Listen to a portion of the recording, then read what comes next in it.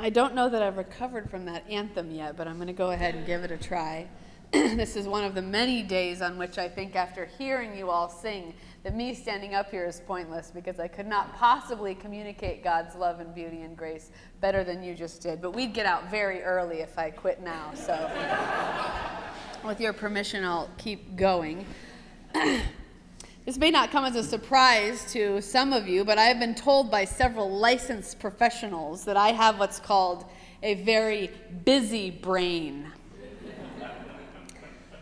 What that means is just that I am always thinking about stuff. I never stop thinking about stuff. I just walk around with thousands of thoughts in my mind all the time. Like, I wonder if we should do this, or what would happen if this happened, or what will I say if someone else comes to me and says this, or what will we do in case of this very unlikely emergency situation?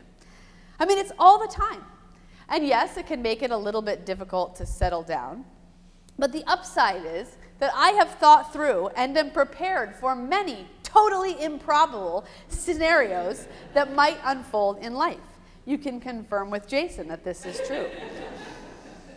Just to give you an example, I have mostly selected the musical score that I would recommend if someone were ever to approach me about making a biopic of my life. I mean, I doubt it will happen at this point, but if it does, I've already put some thought into it.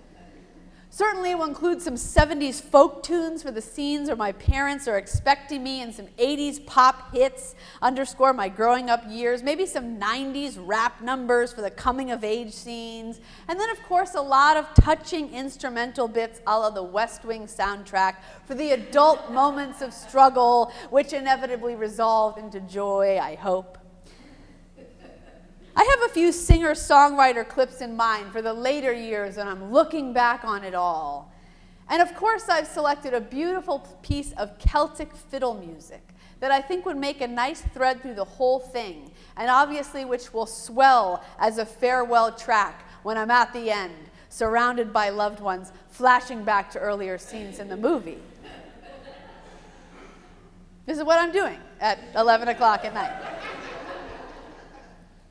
And if I can encourage you at all for a moment to live in my world, which unfortunately I think is to suggest that you move in the opposite direction from inner peace and contemplation, but which can be fun for a short stint, sometime when you got nothing to do, nothing to think about, try out this exercise. What is the score of your life? Have you ever thought about that? What is the music that tells your story? What kind of songs would be there in the story about your existence? I think it's kind of interesting to think about because that's one of the things that music does, doesn't it? It helps to amplify what's going on. It helps to draw our attention to certain things that are already within us, but maybe we're not aware of. It helps us express our story in ways that beyond words, and it provides continuity from chapter to chapter. Which is to say, of course, when my brain is considering what song will be playing in the background of my final minutes, it's just another way of asking this question: what is it all going to mean? What threads will carry me through to the end? What themes that are happening in this life I'm living right now will end up growing in ways I cannot expect, but that I'll be grateful for in the end? Now, I should say there's no answer to these questions, of course, just like a composer might not know how a piece will resolve in the middle of its writing, which is a reminder that I would probably be better off living in the present, but this is the way God made me. And I would maintain that making meaning of life is an important exercise, even if it's speculative, especially the goodbye parts. Because goodbyes are so important. They are liminal or in-between times that can offer the opportunity for wisdom, catharsis, reconciliation, and freedom. And I know that we as humans want to tend to minimize the potential opportunities of leave-taking because we know there are also times that can be hard and sad. I think about this whenever I attend graduation ceremonies, which are almost exclusively future-focused. Have you ever noticed that? It's all about what's next. It's all about what's coming. When in reality, these are also moments of closure, moments about what's gone, a summons to say goodbye to a chapter of life, a set of relationships, even a version of ourselves that we will never again inhabit in the same way. I think, in fact, maybe they should read a little bit more like a funeral for your high school self or your 8th grade self or whatever, but really it's just a party. And now you're thinking, do not put this Liz lady in charge of any graduation party ever. Maybe it's just me, but I do think that. Because goodbyes are so important, and not just generally, but spiritually. And happily, if we ever need any guidance about how to go about something like this, the Bible is completely full of amazing goodbye speeches. Have you ever noticed this? It's like a compilation of the greatest hits farewell addresses. Now, many of them are in the Old Testament, when helped by the fact that in the mythical biblical world, the patriarchs always seem to know the exact moment that they're gonna die. And they're also able to gather all the people around them and to give their little spiel and then immediately pass away. And there's some amazing things in there. There's some doozies, and maybe we'll do a sermon series on that one day, but that's neither here nor there. I really like this scene that we just heard Gail read from the New Testament book of Acts about the apostle Paul saying goodbye to his friends from Ephesus. Now, in case it's been a while since you were able to fully review the missionary journeys of Paul, and I would exempt from this portion any of you that were in the recent study of the Acts of the Apostles, but I know some of you are very busy people and can only get to certain very important things like reviewing the missionary journeys of Paul every few months, lifetimes. So if it's been a while, or if it's the first you're hearing of it, right? Paul was a Jew and a Roman citizen who lived in the 1st century. He was one of the first and most significant Christian missionaries. He had a powerful conversion experience. This says conversation experience. He had a powerful conversion experience in the middle of his life, and he spent the rest of his days just traveling around teaching people about the gospel and starting churches. And his travels are usually grouped into missionary journeys, these big loops when he went out and did some huge tour around Asia Minor and then came back. And the events of those trips are preserved in the book of Acts and also to some extent in the epistles, which make up much of the New Testament, or letters written by Paul back to the churches that he started. And this bit from Acts that we read comes from Paul's 3rd missionary journey, where he takes this immense loop all through what's now Turkey and into Greece and what was then known as Macedonia. And on his way back, he passes close to, but does not go all the way to Ephesus, which is significant because on his 2nd missionary journey, Paul spent several years in Ephesus, starting the church there. And it clearly has a very special place in his heart. These are people who are close to him. But he doesn't go over there because he says, if I go all the way over there, it's just going to take way too long because I'll have to say hi to everybody. It's sort of like if you have a meeting right after church. You can't go to coffee time because then you'll just talk to a million people and be late. So he says, I can't go all the way to Ephesus. And he asks the elders of the church to come down where he is at Miletus, which is sort of another spot on the Aegean Sea.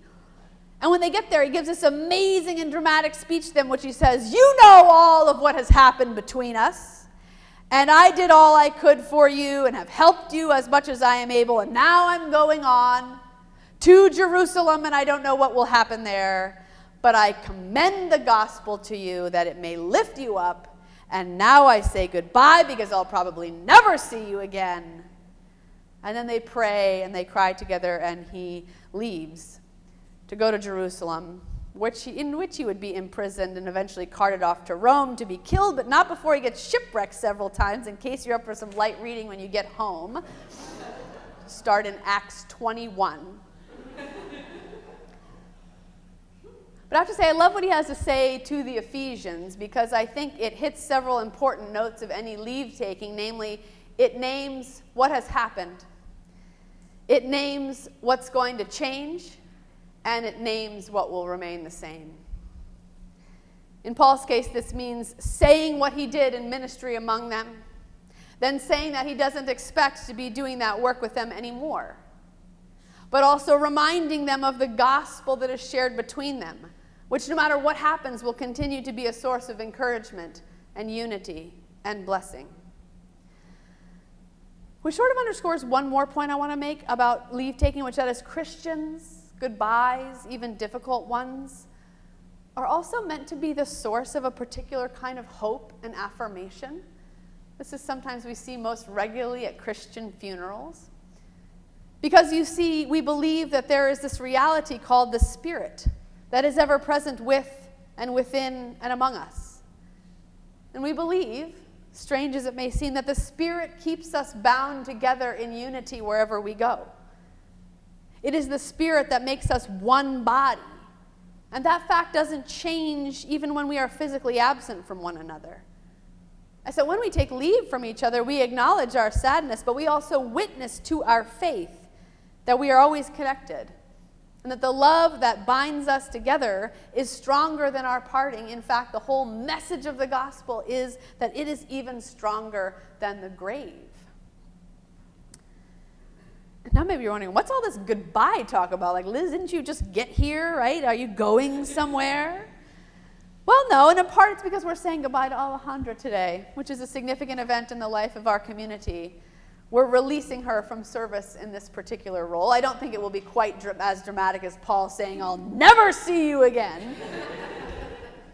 But we're giving her freedom to inhabit a new chapter of her own life. But it's not just that. Life is full of goodbyes. It's full of transitions. This is a theme that threads through the entire human experience. We are always growing and always changing, always moving forward, which means leaving things behind. It's a theme that keeps coming up. And you don't always see that reflected in the life of the church, where sometimes goodbyes are met with a bit of suspicion or consternation. I usually like to joke that in most churches, the only way to stop being an usher is to die. Because, of course, to quit something, which is its own kind of goodbye, is just too fraught in the church. But that is to forget that the whole history of a people of faith, as recorded in the Bible at least, is God saying, go over here. Now go over there. Now go over here. Now leave that and go over here. To follow is to go. And to go is to leave wherever you were. And so goodbyes are a natural part of our journey and an integral part of our theology of calling here in the church. And they need not be difficult. And I think this little formula, actually, that we get from Paul is super useful to us in those regular, everyday kind of departures. Not just to people we love, but also to things and identities and abilities and seasons of our lives. Imagine how it might be if we were to ritualize the parting with each one of those things. I'm going to give you a few examples. Ratty t-shirt, you have served me well.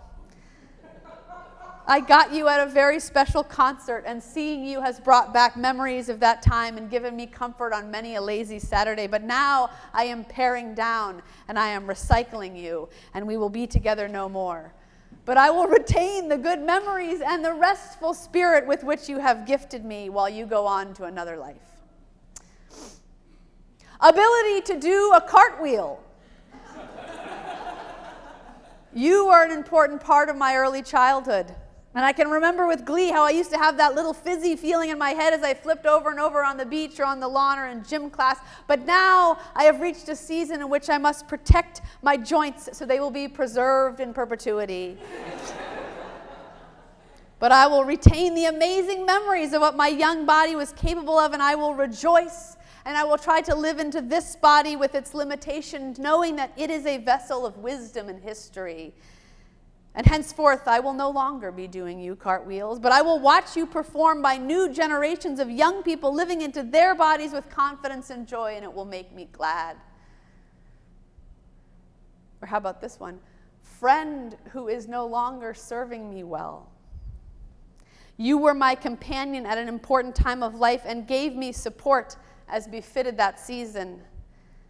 But now this relationship is not uplifting me as it once did, and I am needing to lean into other partnerships that feed me in this chapter.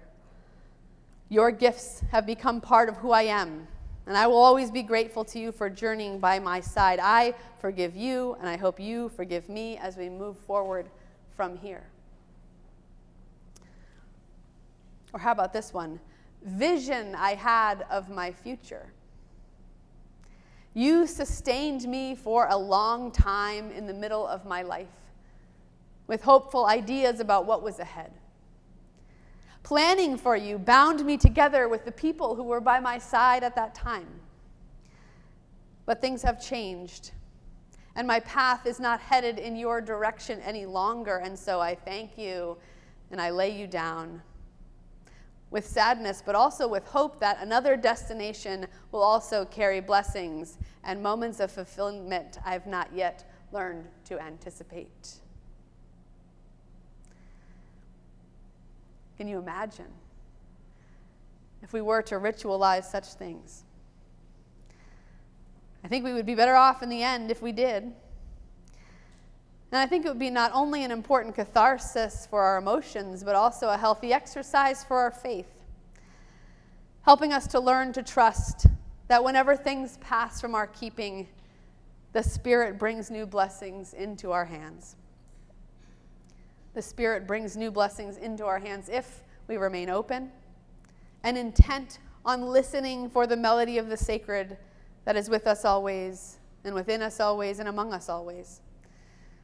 I think it would be a healthy exercise for our faith, helping us to feel confident that that melody, God's melody of love in our lives and in this world, is so long that it wraps up everything. Our whole lives, our whole stories, that God's love is in fact the first and last and most important soundtrack of our days, and so we rejoice together.